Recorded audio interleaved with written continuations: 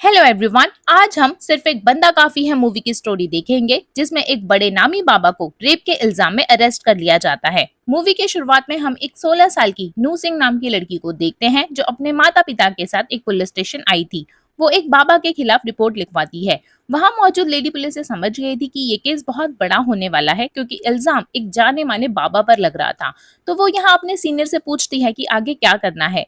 यहाँ अनु को मेडिकल जांच के लिए भेज दिया जाता है और पुलिस आधे घंटे के अंदर बाबा के आश्रम से उन्हें अरेस्ट कर लेती है। बाबा के भक्त पूरे भारत में होते हैं तो हर जगह लोग नाराज हो जाते हैं कि उनके भगवान जैसे बाबा पर इतना बड़ा इल्जाम आखिर कैसे लग गया। इसके बाद हम पीसी सोलंकी नाम के एक आदमी को देखते हैं जो कि एक वकील होता है। पूजा करते वक्त उसका बेटा उससे पूछता है कि ये शिव जी कौन है, तो पीसी कहते हैं कि शिव वो है जो बुराई का नाश करते हैं।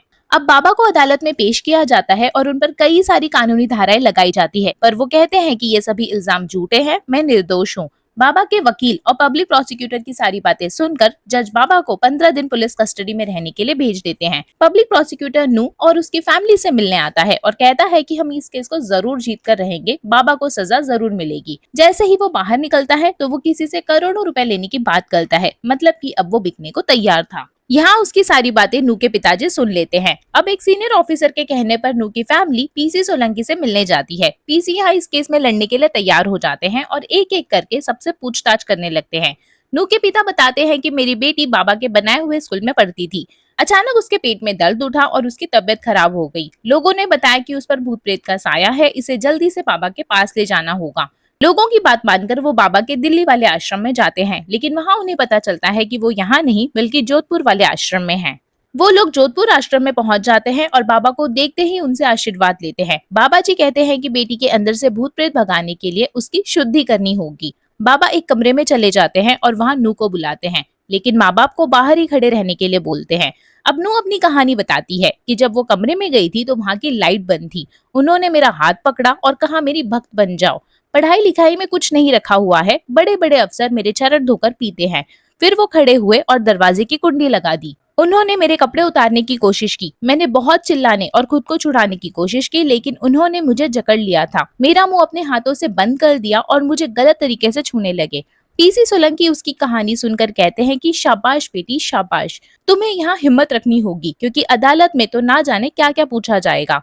नू जब कमरे से बाहर आई थी तो वो काफी डरी हुई थी। यहाँ उसके माँ बाप भी समझ गए थे कि उनकी बेटी के साथ कुछ तो गलत हुआ है। नू के माँ बाप उसे सीधा लेकर पुलिस स्टेशन जाते हैं और बाबा के खिलाफ एफआईआर लिखवाते हैं। अब प्रेजेंट में इस केस की सुनवाई शुरू होती है। बाबा पर पॉक्सो एक्ट लगा था। बाबा के वकील कहते हैं कि नू नाबालिग नहीं बल्कि बालिग है। वो नू के एडमिशन डॉक्यूमेंट को पेश करते हैं जिसके हिसाब से नू 18 साल से बड़ी थी। बाबा का वकील यहाँ पर बाबा पर लगे हुए पॉक्सो चार्ज को हटाने के लिए कहता है। यहाँ पीसी कहते हैं कि वकील साहब जो कागज दिखा रहे हैं वो juvenile justice care and protection rule 12 के तहत वर्जित है। रूल 12 कहता है कि अगर मैट्रिक सर्टिफिकेट मौजूद है तो वही असली डॉक्यूमेंट माना जाएगा, अगर वो नहीं है तो स्कूल सर्टिफिकेट, और अगर वो भी नहीं है तो म्युनिसिपल सर्टिफिकेट माना जाएगा, और अगर इनमें से कुछ भी नहीं है तो सही उम्र जानने के लिए मेडिकल जांच करानी चाहिए।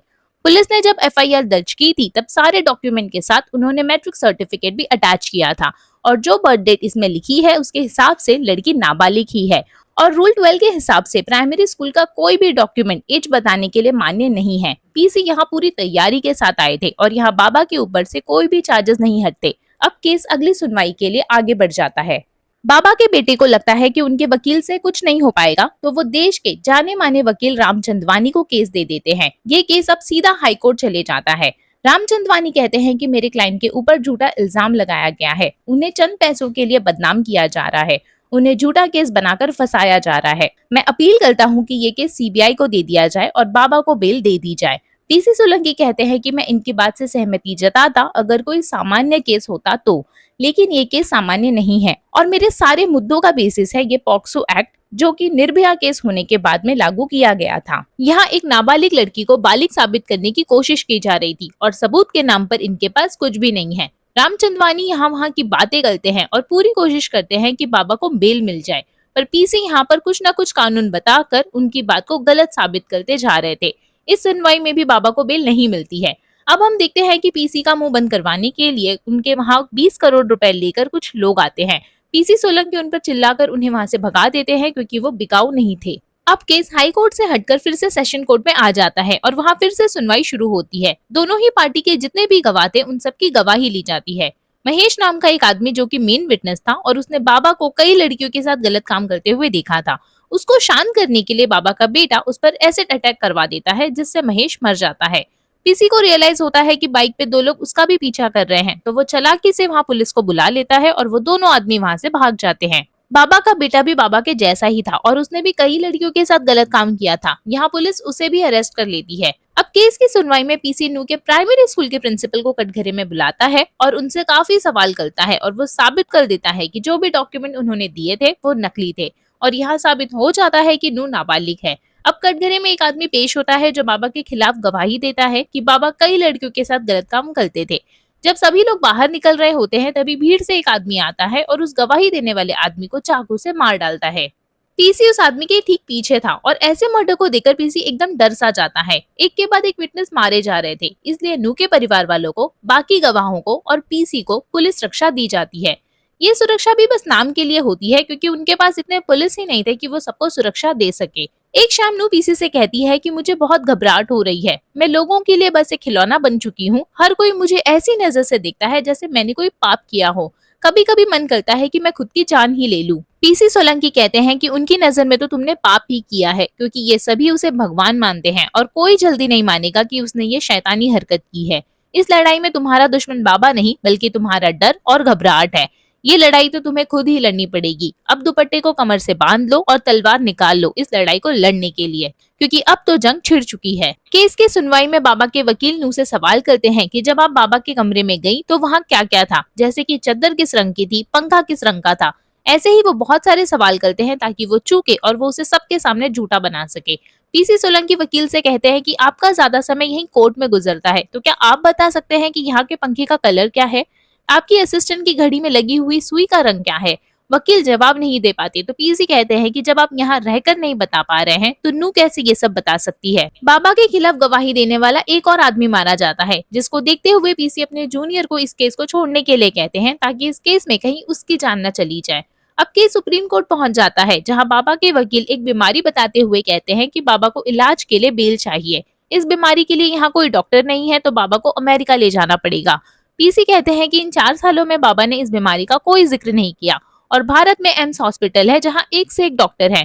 पहले उनकी यहाँ जांच कराई जाएगी, उसके बाद फैसला होगा कि बेल मिलनी चाहिए या नहीं। बाबा का चेकअप किया जाता है और ऐसी कोई भी बीमारी उसमें डिटेक्ट नहीं होती है, इसलिए उन्हें बेल नहीं मिलती। दूसरी तरफ पीसी का बेटा कहीं गायब हो जाता है तो पीसी घबरा जाते हैं, लेकिन कुछ देर में पता चल जाता है कि वो अपने दोस्तों के साथ आइसक्रीम खाने चला गया था। घर जाकर पीसी अपने बेटे को अच्छे से सबक सिखाते हैं क्योंकि बिना बताए वो कहीं चला गया था।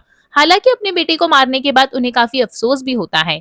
5 साल तक केस चलते चलते आखिरकार अब फैसले की घड़ी आ ही जाती है। पीसी और उसका परिवार भगवान की पूजा करते हैं और आशीर्वाद लेते हैं कि सच की ही जीत हो और बुराई की हार। बाबा के वकील जज से कहते हैं कि बाबा की जितनी संस्थाएं हैं जो धर्म का काम करती हैं उन सब पर ताले लग जाएंगे। देश के गरीब बच्चे जो बाबा की संस्था में पढ़ रहे हैं वो शिक्षा से दूर हो जाएंगे। जो हॉस्पिटल मुफ्त में लोगों का इलाज करते हैं वो बंद हो जाएंगे। जो लोग बाबा के आश्रम में रोज अपना पेट भर रहे हैं वो अब भूखे सोएंगे। आपका फैसला ये सब कुछ होने से रोक सकता है, इसलिए अब सब कुछ आप पर डिपेंड करता है। पीसी सोलंकी कहते हैं डिफेंस ने बाबा को डिफेंड करने के लिए जितनी भी कोशिशें की वो सभी फेल हो गई। इस देश में लड़की का जीवन काल बहुत ही समस्याओं भरा होता है और ये लड़की उन सारी लड़कियों की व्यथा को बयां करती है। मुझे ये कहते हुए बहुत शर्म आती है कि इस महान देश में हर लड़की बचपन से लेकर युवावस्था तक किसी न किसी प्रकार से एक बार शारीरिक या मानसिक रूप से प्रताड़ित होती है। इस बच्ची में किसी को पीड़िता दिखाई देती है तो किसी को पैसे कमाने का साधन। पर योर ऑनर, मुझे इस बच्ची में माँ दुर्गा और माँ काली दिखाई देती है क्योंकि ये बच्ची अपनी आवाज उठाना चाहती है, अपने लिए लड़ना चाहती है। ये बच्ची उन बच्चियों की उम्मीद है जो आज के फैसले पर आग गड़ाकर इस बिल्डिंग के बाहर बैठी हैं। बाबा के वकील के लिए ये केस घूम फिर के धर्म धर्म और सिर्फ धर्म से बढ़कर और कुछ नहीं है, और अगर धर्म ही सब कुछ है तो मैं एक कहानी की हेल्प से इसका समापन करना चाहूंगा। पीसी सोलंकी कहते हैं कि जब युद्ध में प्रभु श्री राम ने रावण का वध किया तो मरने के पश्चात रावण को मोक्ष प्राप्ति नहीं हुई थी। रावण जो शिव जी के परम भक्त थे वो मरने के पश्चात सालों तक प्रतिष्ठा करते रहे कि शिव जी उनको दर्शन देंगे और उनको क्षमा करेंगे। लेकिन शिव जी ने ऐसा नहीं किया। ये सब देखकर पार्वती जी से रहा नहीं गया और वो दौड़ती हुई शिव जी के पास गई और बोली, हे प्रभु, आप इतने कठोर कैसे हो सकते हो? अपने इतने बड़े भक्त को दर्शन क्यों नहीं दे रहे हो? शिव जी मन ही मन मुस्कुराए और कहा, हे पार्वती, इस संसार में कर्म को 3 भागों में बांटा गया है। पहले काम जो इंसान जाने अनजाने में करते हैं उसकी क्षमा मिल सकती है। दूसरा कुकर्म अति पाप के रूप में जाना जाता है, जैसे कि हत्या, अपहरण और जघन्य अपराध।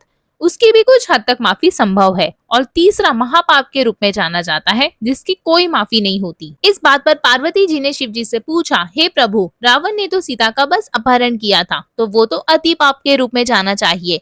आप उसे महापाप क्यों कह रहे हैं? तो शिव जी ने कहा, हे पार्वती, जिस पाप का प्रभाव पूरे संसार के मानवता पर सदियों तक रहता है, वो महापाप के अंदर ही आता है। मैं रावण को माफ कर देता, क्योंकि उसने बस सीता का अपहरण किया था, लेकिन उसने इसके लिए साधु का भेष लिया। इसकी वजह से इस बात का प्रभाव पूरे संसार पर सदियों तक रहेगा। ये बाबा रावण है, रावण। इसे कतई छोड़ा नहीं जाना चाहिए। इसने मासूम बच्चों के साथ और मेरे महादेव के साथ विश्वासघात किया है। उनका नाम इस्तेमाल करके एक घोर अपराध किया। इसे सजाए मौत मिलनी चाहिए। दोनों तरफ की बातें सुनने के बाद जज बाबा को फांसी तो नहीं, लेकिन उम्र कैद की सजा सुनाते हैं, जो कि एक तरफ से पीसी सोलंकी और नूह की जीत थी, जिसका इंतजार उन लोगों ने 5 साल से किया था। बाबा को सजा मिलने पर कुछ लोग खुश होते हैं, तो काफी लोग दुखी भी होते हैं, क्योंकि वो लोग बाबा के अंधभक्त थे। पीसी जब घर जाते हैं तो उनका वेलकम बैंड बाजों से किया जाता है। नू खुशी के मारे जोर जोर से चिल्लाती है, क्योंकि उसके गुनहगार को फाइनली सजा मिल गई थी। इस जीत के साथ मूवी यहीं पे एंड हो जाती है। आई होप आपको आज की ये मूवी पसंद आई हो। प्लीज इस वीडियो को लाइक एंड शेयर करें, मेरे चैनल को सब्सक्राइब करें and hit the bell icon. Thank you for watching.